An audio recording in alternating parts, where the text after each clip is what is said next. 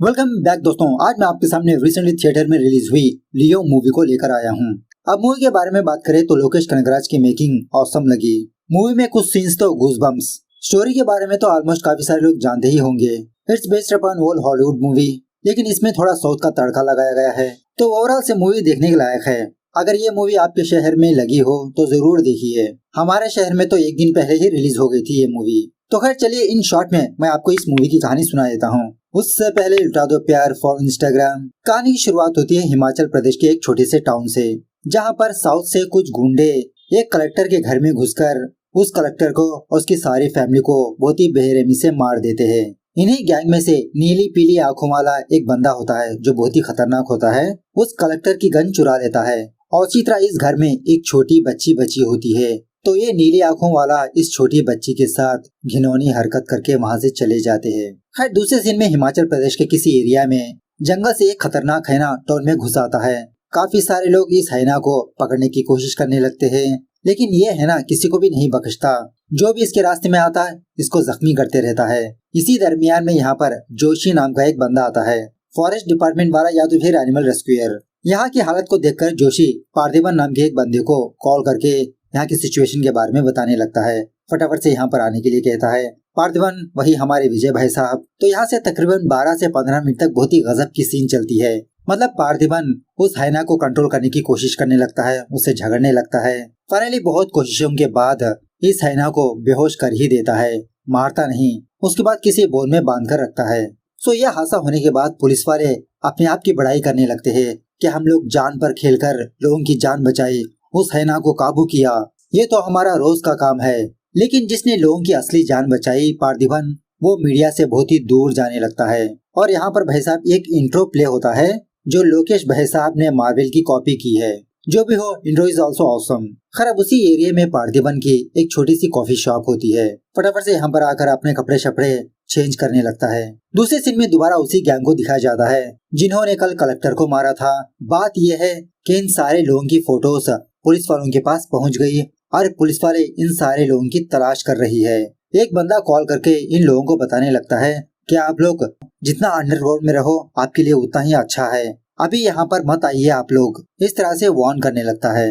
अब पार्थिबन की personal life के बारे में बात करें तो इसकी वाइफ का नाम होता है सत्या, इसके 2 बच्चे होते हैं, टीनेज लड़का सिद्धू, छोटी बच्ची मधी। हैप्पीली एवर आफ्टर की फैमिली होती है। इसी दरमियान में जब जब पार्थिबन अपने फैमिली को लेकर उस हैना के पास जाते रहता है जो कुछ दिनों पहले पकड़ा था ना, देखते ही देखते ये हैना पार्थिबन की फैमिली से दोस्ती भी करने लगता है। दूसरी तरफ ये गैंग वाले जहाँ पर भी इनको मौका मिलता दुकान में जाकर सारे पैसे लूटते रहते हैं, क्योंकि खाने पीने के सामान तो चाहिए। पता नहीं कितने दिन यहाँ पर रुकना पड़ेगा इन लोगों को। इसी दरमियान में एक रात एक गैंग बाइक पर जाने वाले 2 बंदों को जख्मी कर देते हैं, लेकिन उनके पास से ऐसा कुछ भी नहीं मिलता। तो ये लोग दोबारा बड़ा हाथ मारने के लिए इस बार कार को टारगेट करके उस कार का एक्शन कर देते हैं। वो नीली आंखों वाला बंदा गाड़ी वाले के पास आकर इसका फोन का पिन पूछने लगता है। बेचारा वो बंदा तो रिक्वेस्ट करते रहता है कि मुझे यहाँ से बाहर निकालो प्लीज, मैं तुमको सब कुछ दे दूंगा। लेकिन इसके बावजूद भी ये नीली आंखों वाला बंदा अपनी गन लेकर इस बंदे को मार देता है। एक्चुअली ये बंदा थोड़ा साइको किस्म का बंदा होता है। खैर अब इस चीज को एक्शन की तरह दिखाने के लिए ये सारे लोग इस गाड़ी को खाई से नीचे गिरा देते हैं। नीचे गिरने के बाद ये गाड़ी ब्लास्ट हो जाती है। खैर सुबह होने के बाद कुछ गाँव वालों को एक रेयर किस्म का उल्लू मिलता है। पार्थिबन और जोशी इन लोगों को पकड़ लेते हैं और दिखने में ऐसा लगता है कि ये उल्लू थोड़ा जख्मी है। जोशी से कहने लगता है कि सर आप फटाफट से हमारे वेटरनरी डॉक्टर को बुलाइए। तभी जोशी पार्थिबन से कहने लगता है कि वो डॉक्टर अब इस दुनिया में नहीं रहे। कल रात जब वो वापस अपनी गाड़ी से घर जा रहे थे तो उनकी गाड़ी का एक्सीडेंट हो गया। पुलिस इन्वेस्टिगेशन में ये बात पता चली कि वो एक्सीडेंट नहीं बल्कि किसी ने उनको गोली मार दी। और हाँ, पार्थिबन कुछ दिनों पहले हमारे ही टाउन में कलेक्टर और उनकी फैमिली की हत्या हो गई थी ना, शायद ये हत्या भी इससे रिलेट करता होगा। खैर उसी रात पार्थिबन अपने बेटी के साथ अपने कैफे में होता है। मतलब दुकान क्लोज हो चुकी होती है, बस ये दोनों थोड़ा चिल वगैरह करते रहते हैं। तभी इसकी कॉफी शॉप को वो नीली आंखों वाला बंदा आता है। पार्थिबन इस बंदे के पास आकर ही कहने लगता है कि भाई दुकान बंद हो चुकी है। नीली आंखों वाला बंदा कहने लगता है कि चॉकलेट कॉफी चाहिए। जितना भी मना करो ये बंदा एक ही बात रटते रहता है, चॉकलेट कॉफी चाहिए, चॉकलेट कॉफी चाहिए। इसी दरमियान में उसी कॉफी शॉप में काम करने वाली एक औरत अपने घर जाने लगती है। मतलब इस लड़की को थोड़ा लेट हो चुका होता है, तो वो नीली आंखों वाला बंदा अपने गन निकालकर इस लड़की के ऊपर गन पॉइंट आउट करता है। दोबारा इससे ही कहने लगता है कि मुझे चॉकलेट कॉफी चाहिए। पार्थिबन फटाफट से कैश काउंटर पर जाकर सारे पैसे इसके सामने लाकर रखता है, लेकिन फिर भी ये बंदा यही कहने लगता है कि मुझे चॉकलेट कॉफी चाहिए। तो पार्थिबन कॉफी बनाने के लिए जाता है। इसी दरमियान में यहाँ पर इस गैंग का लीडर आता है। नीली आंखों वाले बंदे को डांटने लगता है कि मैंने तुमको क्या करने के लिए कहा और तुम यहाँ पर क्या कर रहे हो, चलो यहाँ से। वो बंदा कहने लगता है, देखो इस कमरे में सीसीटीवी कैमरास है, यहाँ पर 3 लोग है, सारे लोगों ने हमारा चेहरा देख लिया, अब बताओ तुम क्या करना चाहते हो।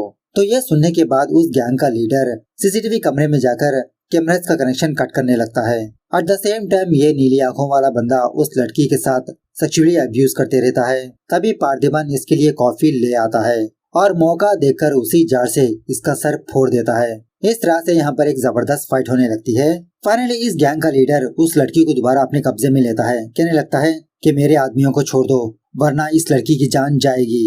तो पार्थिबन उस बंदे को छोड़ने के बाद वो नीली आंखों वाला बंदा पार्थिबन को मारने के बजाय इसकी बेटी के पास जाने लगता है। यहाँ पर यह सीन भी बहुत ही मस्त लगा। उसी वक्त पार्थिबन उस बंदे की गन लेकर इन सारे लोगों की खोपड़ियां उड़ा देता है विद इन सेकेंड में। खैर थोड़ी देर के बाद यहाँ पर पुलिस वाले आते हैं। अब पार्थिबन ने किसी को मारा तो रूल के हिसाब से पार्थिबन को 15 दिन के लिए रिमांड पर भेजा जाता है। उसके बाद पार्थिबन का केस कोर्ट में आता है। तो सारे दलीलें वगैरह सुनने के बाद कोर्ट को ये बात पता चलती है कि पार्थिबन ने सेल्फ डिफेंस में ही उन लोगों को मारा। 2 मासूमों की जान को बचाने के लिए ही पार्थिबन ने अपने हाथ में गन लिया। इस तरह से कोर्ट पार्थिबन को बाइज्जत बरी कर देती है। कोर्ट से बाहर आने के बाद वहाँ पर काफी सारे मीडिया वाले होते हैं। पार्थिबन की फोटो क्लिक करने की कोशिश करने लगते हैं, लेकिन पार्थिबन अपना चेहरा छुपाते रहता है। घर वापस आने के बाद ये काफी दिनों तक अपने घर में ही बैठा रहता है। अपने बच्चों को स्कूल जाने देता, न ये दुकान खोलता। दूसरी तरफ अलग अलग शहरों में पार्थिबन का चेहरा अलग अलग लोग देखने लगते हैं और इसी तरह एक दूसरे को कांटेक्ट भी करने लगते हैं। इस तरफ पार्थिबन की एक फ्रेंड पार्थिबन के घर आकर इसको समझाने लगती है कि और कितने दिनों तक आप अपने आप को बंद रखोगे, जो हो गया सो हो गया, अब ये बात पुरानी हो चुकी है, कम ऑन मूव ऑन। तो इस बंदे की बात को मानकर पार्थिबन अपने फैमिली के साथ थोड़ा बाजार जाने लगता है। उसी वक्त जोशी को ये बात पता चलती है कि पार्थिबन को मारने के लिए कुछ लोग हिमाचल प्रदेश में आए हुए हैं। जोशी फटाफट से पार्थिबन को कॉल करके यही बात बताने लगता है कि पार्थी तुम थोड़ा सावधान रहो। उसी वक्त कुछ गुंडे पार्थिबन पर अटैक करने लगते हैं। यहाँ पर भी एक जबरदस्त फाइट होने लगती है। पार्थिबन बिना सोचे समझे सारे लोगों को मौत के घाट उतार देता है, लेकिन इन सारे लोगों में से सिर्फ एक बंदा बचकर भाग जाता है। उसके बाद पार्थिबन पुलिस स्टेशन के पास आकर पुलिस वाले से यही कहने लगता है कि मेरी फैमिली को खतरा है, मुझे प्रोटेक्शन चाहिए। अब वहाँ के पुलिस वाले पार्थिबन को उतना लाइक नहीं करते।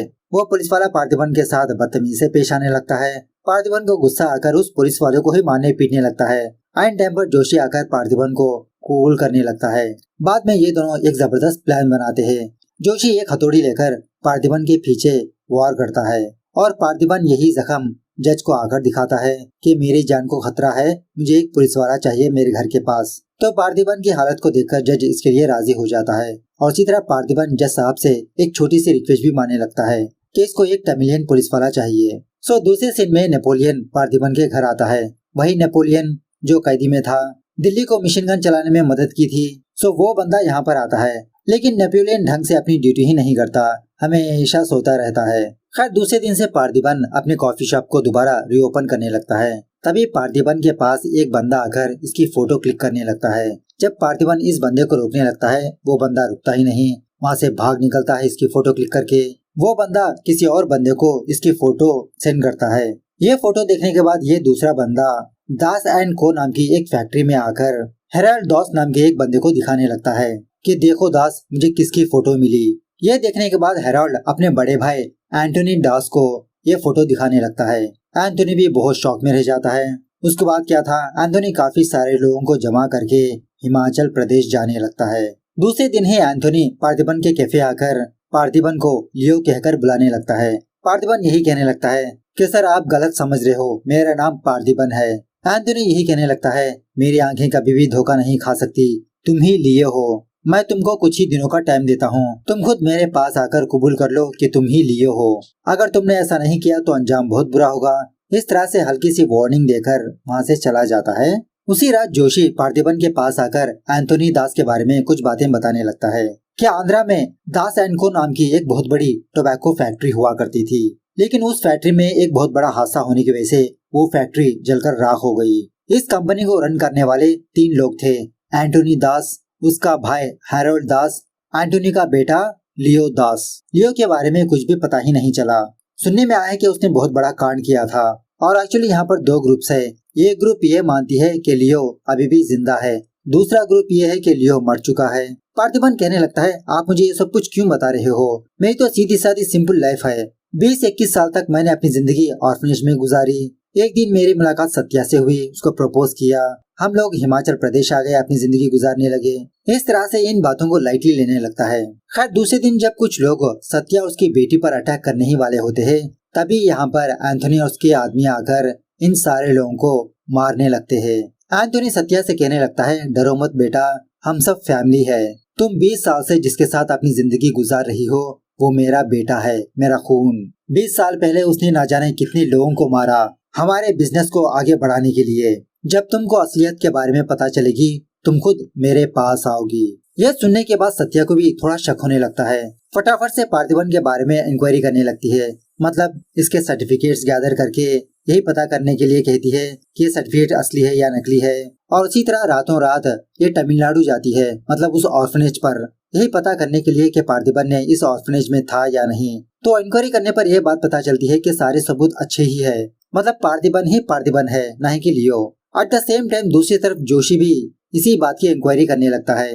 जोशी हृदयराज नाम के एक बंदे से मिलने के लिए जेल आता है और कुछ दिनों बाद हृदयराज को फांसी होने वाली होती है।